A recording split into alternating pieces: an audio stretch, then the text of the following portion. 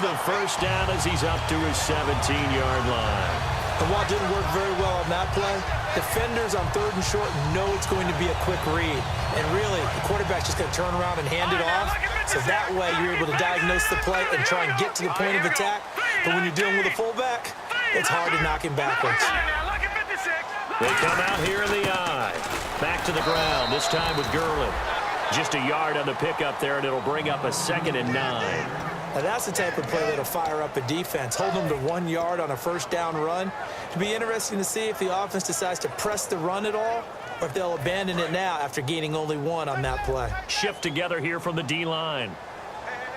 Let's go. All right, now look at 56. On 2nd down, here's Goff. And he's got his man on the out route. We heard them talk before the game about utilizing the intermediate passing game this week. It works for them there. They move the chains. And we saw them work on it in practice as well. And most teams take a period at a time to work on different things. They put a couple of periods of work into the intermediate passing game, and now we know exactly why. They got the look that they were seeking, and they were able to take advantage of it. A big play that time on the catch and run, and it'll give them a fresh set of downs. That looked like a pretty good route combination there, because you've got to find a way to clear the guy running the drag, because when you do, you just put the ball on him and then let him run. He's got some space. Back to the ground game here, Gurley. And he gets this inside the 35-yard line. It's a 10-yard pickup, and it moves the chains. Whenever we meet with coaches and they always talk about wanting to establish running the football, it's oftentimes with a good tight end who can control the line of scrimmage and the point of attack, and they're becoming harder to find because the colleges are giving us a whole lot of receiving tight ends, former wide receivers who can run, not necessarily block very well. In this case, though, we saw 2 tight ends on the field, both of them with the ability to block, and he ran the ball successfully behind that power set. 2 minutes to play here in the first half. We're back to the City of Angels after this timeout. And they're behind the sticks here a bit now, dealing with a 2nd and 12.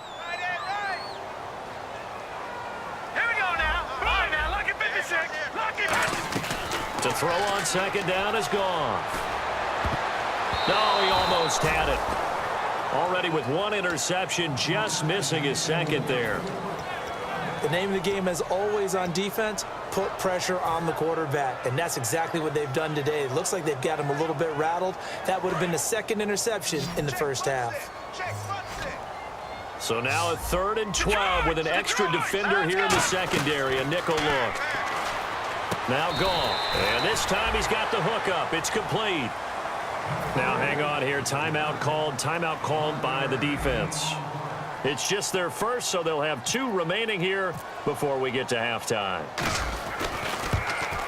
And this is just outside the right upright. It's no good, and this score will stay right where it is. Everything looked good. Good snap, good hold. Sometimes, though, the ball just doesn't want to go where you want it. And this one winds up no good.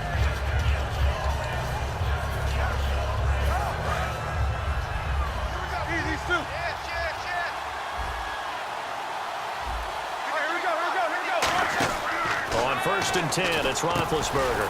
Jeffrey reels it in over the middle. That throw good for 4. It's 2nd down. Well, clearly one of his advantages as a passer is his height. Sit back in the pocket, fired over the middle. That makes things tougher defensively, doesn't it? It really does, because your goal is to move the quarterback off his initial spot when he gets his drop back completed. But when you have that type of height, he can stay in there if he's willing to take it. And he can't get rid of it. He's taken down. They dial up the corner blitz that time, and it delivers to the tune of a 9-yard loss. And they're going to hurry back to the line now. Now Ben on 3rd and long. And incomplete. A disappointing drop there defensively by the rookie. And now 4th down.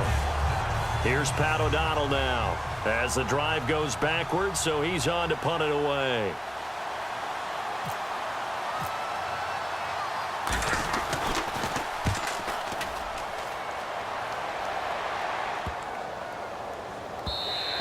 And that hits at the 6 and carries into the end zone for a touchback. The Rams offense now, they get set and head back onto the field. And we'll see how this is played. Offensively, they've got the lead. Not a whole lot of time left. What do you think, Charles? Well, it's tempting to try and add to your lead, but a mistake there, that can change things in a big way. I say go ahead, take the knee, get on out for the half. And that one falls incomplete. Looked like he might have had position there, but he couldn't hold on at second down.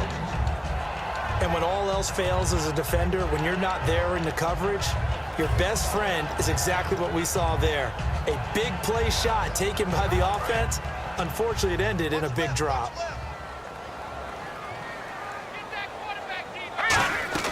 Second and 10. Goff again. Over the middle, he hits Austin. And he's brought down after a good game. Now whistles come in. We're going to get a timeout here by the offense. It's just their first, so they'll have 2 remaining here before we get to halftime. And the D-line pinching together must be expecting the run. Here we go now. On first down, Goff looking for Austin, intercepted. A great read, and it's picked off. And he's able to take this one back to the 36-yard line.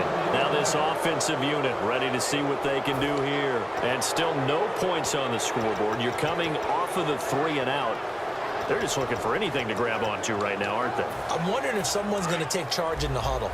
You know, we always look to the quarterback, but sometimes it's another player on the team, a star, a veteran, someone with some excitement and energy. It's like, all right, guys, let's shake things up and let's go, because they still have an opportunity to make things happen. Shake it off. It's a gain of 21 that time, and that enables them to also pick up the first.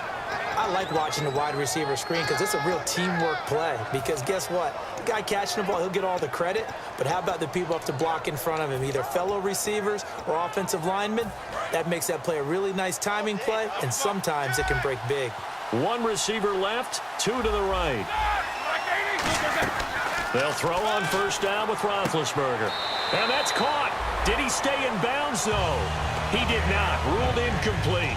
That's a nice catch, but unable to stay in bounds. And remember, it wasn't a wide receiver who works on that all the time. I was going to say, he likes to get the ball handed to him. Now, don't get me wrong, he's part of the passing game as well, but maybe a little out of his comfort zone there. Yeah, he might want to have a few words to say to us about that later, but I am still going with... Now, hold everything here. We're going to get a timeout by the offense. So that means they're down to 1 remaining here as we head toward halftime.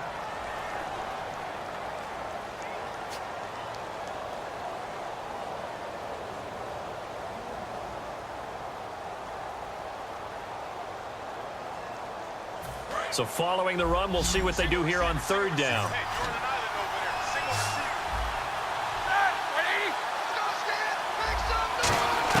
On third down, Roethlisberger. He dropped it. Couldn't hang on in the end zone. So no 6 points, incomplete. So on is Matt Prater now to try a field goal here. And the 12-year veteran knocks it right through. And they are on the board, but still trailing. It's 7-3.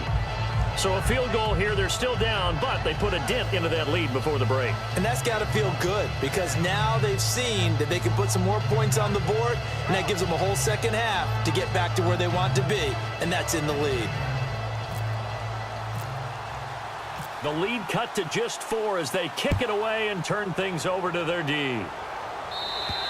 And that'll carry over the back line of the end zone for a touchback. And now out on the field, here comes Los Angeles. And with time quickly fading here in the second quarter, not sure how aggressively, offensively they want to play this.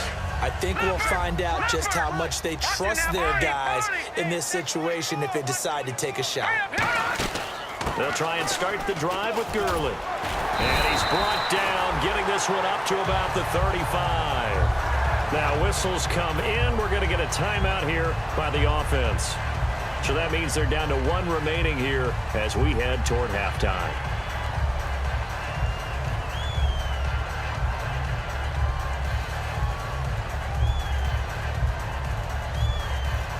And the offense lining up first and 10.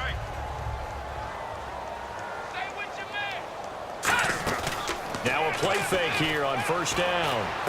And for the 3rd time here in this half, it's intercepted. A great read, and it's picked off. And his guys have got it back at the closing stages of the first half. And here now the offense heading back out there. And from this spot in the field with the clock where it's at, you think we're just going to see a knee and that's it? And I think in this situation, that's the proper play.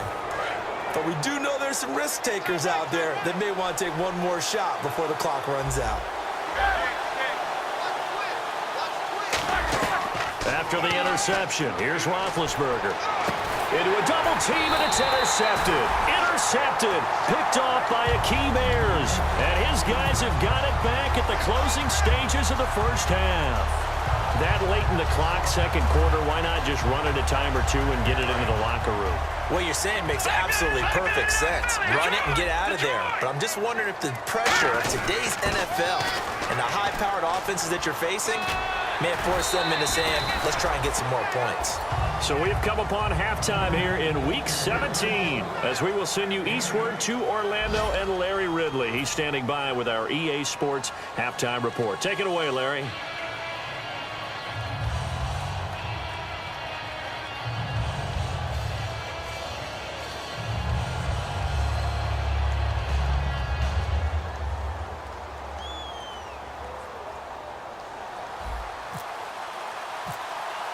So both teams have their marching orders, and we'll get going again here in quarter number 3.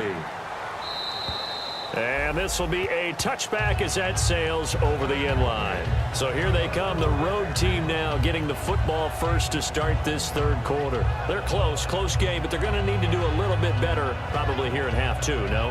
I would agree with that totally. I would guess it in the locker room. They talked about cleaning up some of the errors, but overall, I think they wanted to be positive with them. Guys, we're right there. Just not playing as well as we need to. Let's pick it up, and we still have a chance to win this game. Yeah, they do. We'll see if they can pick it up. Gonna give this time to the tailback. And this one goes nowhere. Losing yardage back at the 22. A loss of a full 3 yards, and now it's second down. And while that play was unsuccessful to start the second half, I'm not sure that you just totally abandon what you do running the football. Maybe you make some adjustments in your run game and do things a little bit differently. That doesn't necessarily mean you just go to the pass and do nothing else. On second down, Roethlisberger. Got a man over the middle, and it's complete. A really good pickup of 28 yards. Now, they've been struggling in the passing game. Do you like the aggressiveness there? I mean, it worked on that play, but do you like it? I do, because a lot of the time you're struggling because your passing lanes are clogged. That usually happens when you're throwing the ball underneath. People start to press up on you, push them deep, find some space, and open things up again. Being aggressive there, I think, will pay off for them. 11 yards on the pickup, and that'll give them a first down. So many times you hear today's NFL described as a space game. Get your best players into space with the football in their hands. That's why sometimes you just swing it out to your runner, get him out in the flat, and let him have a chance to make people miss an open field.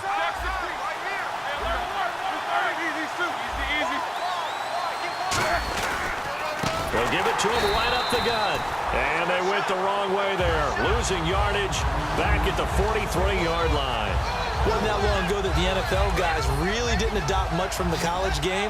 But one thing that has crept in there is spreading things out, opening things up, not even just in tempo, but maybe getting better line splits and spreading the field. I think that would be a great strategy right now to try to open. Blitz coming, and down he goes.